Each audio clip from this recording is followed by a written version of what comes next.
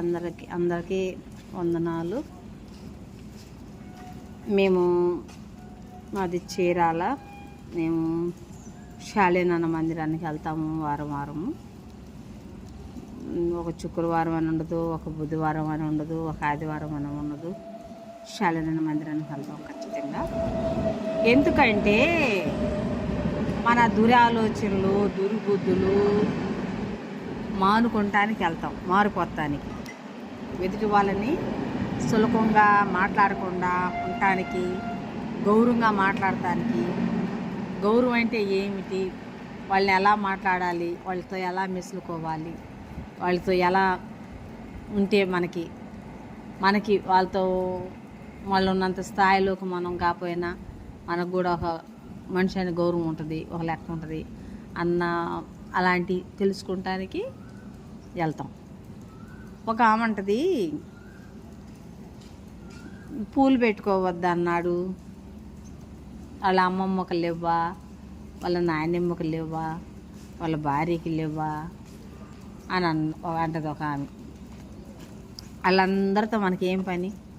వాళ్ళ అమ్మమ్మతో మనకు పని ఏంది? వాళ్ళ భార్యతో మనకు పని ఏంది? వాళ్ళ భార్య వచ్చి మనతో మాట్లాడిందా? వాళ్ళ అమ్మమ్మ వచ్చి మాతో మాట్లాడిందా? నువ్వన్నా వచ్చి రోడ్ల మీదకి వచ్చి మాట్లాడేవు, కానీ వాళ్ళు గేటు దాటి బయటకు వచ్చిన వాళ్ళు కాదు. అలాంటివి మనకి ఎందుకమ్మా? మనకు అవసరమా? పూలు పెట్టుకోకూడదు, మందిరం ముందుకు వచ్చి పూలు అమ్ముకోకూడదు అని ఎవరు అనరు.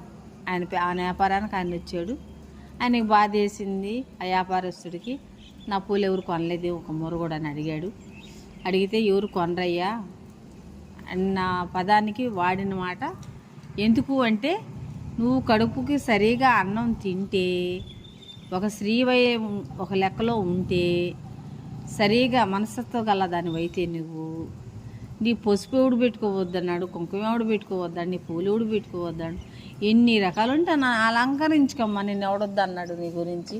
అవి ఎవరో అంటుంటారు, వాళ్ళతో నీకు పని ఏందమ్మా?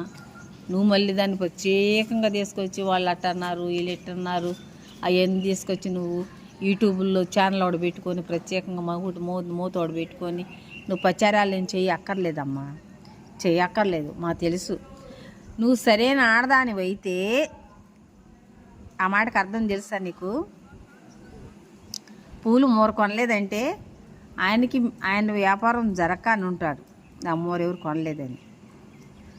శ్రమ దినాలు వస్తాయి మాకు 40 రోజులు.